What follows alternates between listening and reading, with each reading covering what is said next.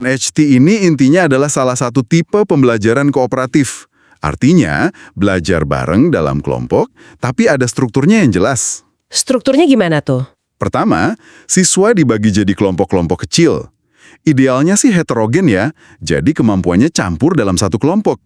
Terus, nah ini kuncinya, tiap anak di kelompok itu dikasih nomor. Misalnya satu kelompok 4 anak, ya ada nomor 1, 2, 3, 4. Oke, tiap anak punya nomor. Terus, guru ngasih pertanyaan atau tugas, biasanya terkait materi bacaan yang lagi dibahas. Nah, disinilah bagian heads together-nya berperan. Menyatukan kepala gitu ya? Hahaha, iya bener. Jadi, setelah dapat pertanyaan, semua anggota kelompok harus diskusi bareng.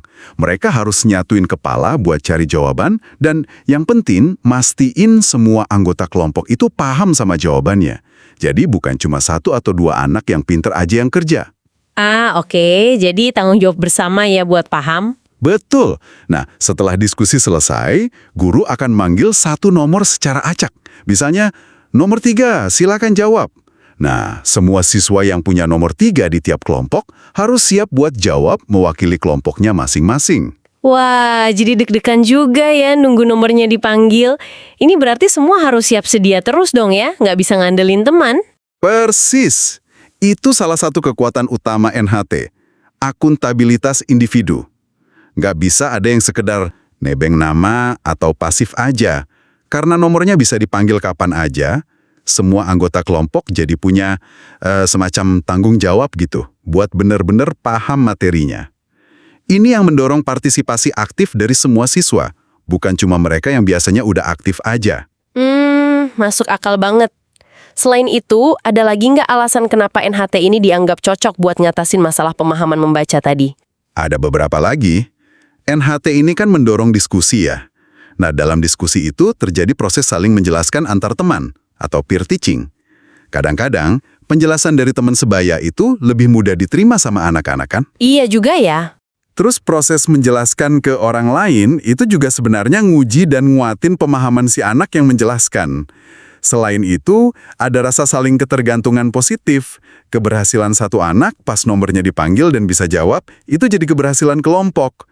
Sebaliknya, kalau ada yang nggak paham, kelompoknya ikut bantu. Jadi prinsip-prinsip dasar kerja sama tim kayak tanggung jawab, interaksi, komunikasi, itu semua ikut terasah di sini. Menarik banget ya. Jadi ada struktur yang jelas buat mendorong tanggung jawab pribadi, tapi sekaligus juga kerja sama tim.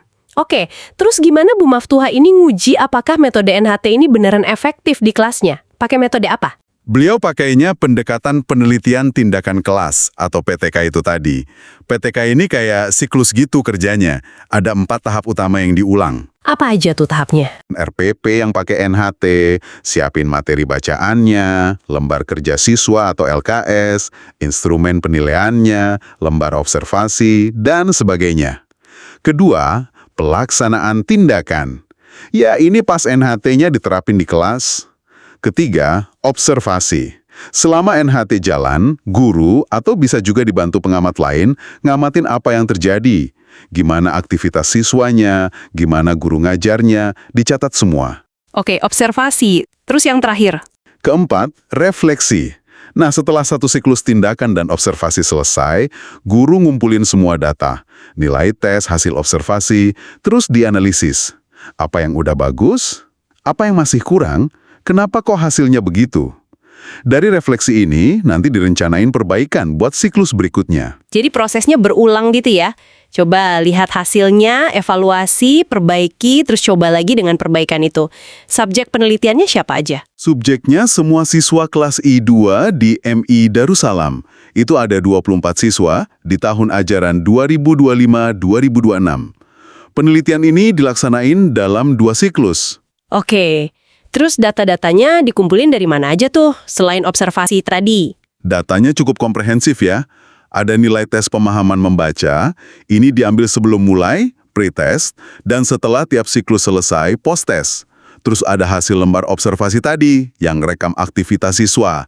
Aktif diskusi nggak, nanya nggak, fokus nggak, dan juga aktivitas guru. Langkah NHT-nya jalan nggak, bimbingannya gimana. Sama ada dokumentasi juga, kayak RPP, LKS, foto kegiatan. Lengkap ya.